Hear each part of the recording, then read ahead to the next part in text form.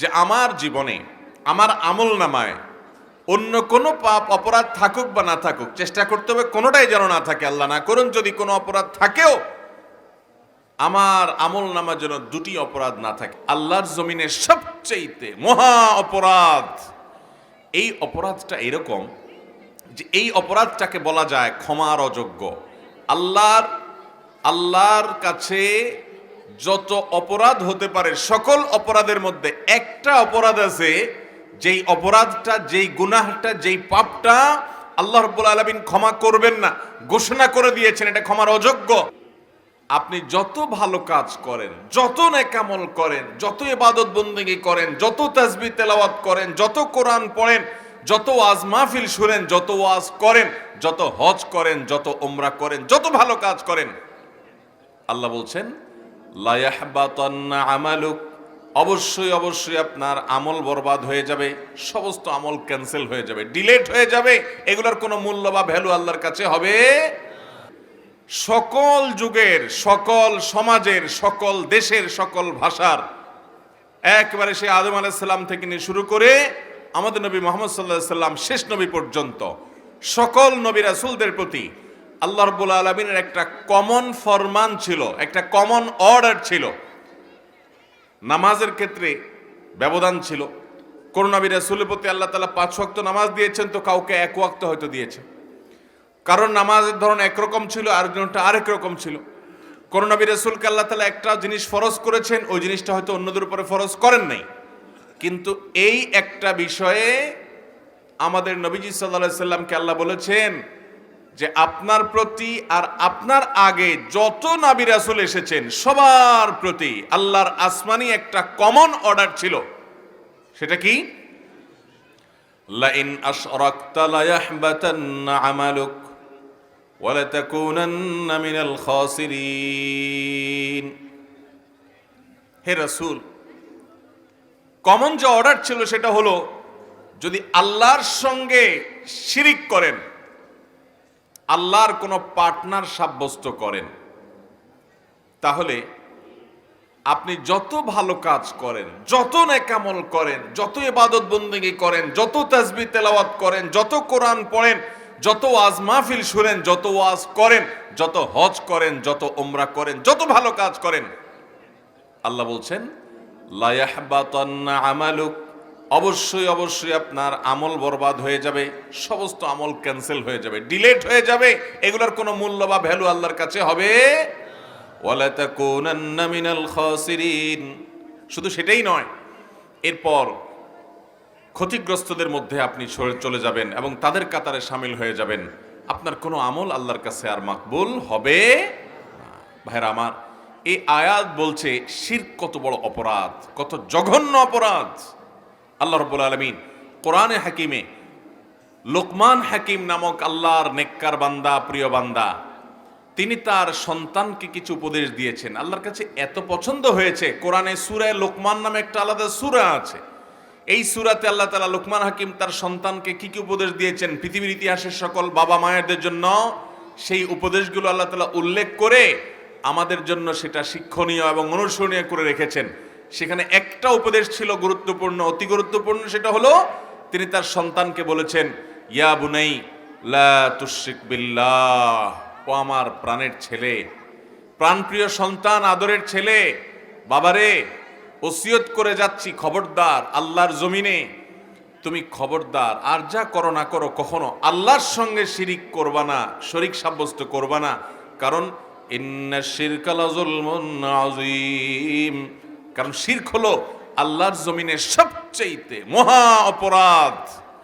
এই অপরাধটা এরকম যে এই অপরাধটাকে বলা যায় ক্ষমার অযোগ্য।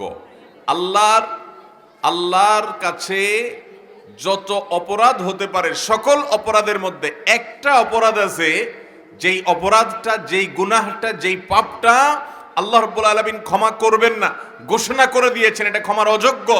সেই পাপটা হলো শিরকের পাপ। আল্লাহ বলেছেন ইন্নাল্লাহা লা ইয়াগফিরু আন ইউশরাকা বিহি, নিশ্চয় আল্লাহ রাব্বুল আলামিন তার সঙ্গে যদি কেউ শরীক সাব্যস্ত করে এটা আল্লাহ তাআলা মাফ করবেন না। মাফ করবেন না মানে যদি সে এই অপরাধ করে তওবা ছাড়া মারা যায় তাহলে মাফ করবেন না। কেউ জীবনে করে ফেলেছে না বুঝে, এরপরে সে তওবা করে ফিরে এসেছে, আর সে অপরাধ করে নাই, এটা অবশ্যই মাফ হবে।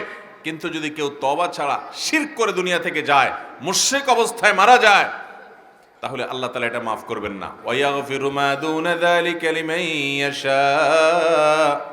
আর শিরক ছাড়া যত অপরাধ আছে আল্লাহর হক সংশ্লিষ্ট, সবগুলো আল্লাহ তাআলা যাকে ইচ্ছা তাকে মাফ করে দিবেন। কিন্তু শিরকের অপরাধ এটা আল্লাহ তাআলা কাউকে মাফ করবেন যদি সেই শিরকের অপরাধ করে দুনিয়া থেকে যায়। ভাইরা আমার, এই অপরাধের ভয়াবহতা এত বেশি। আমাদের প্রিয় নবী সাল্লাল্লাহু আলাইহি সাল্লামের সাথে মক্কার মুশরিকদের বিরোধটাই ছিল এই অপরাধ নিয়ে। তারা আল্লাহকে স্বীকার করত, আল্লাহকে ডাকতো, আল্লাহর কাছে দোয়া করত, প্রার্থনা করত, ইবাদত করত, সবই ঠিক ছিল, সবই করত।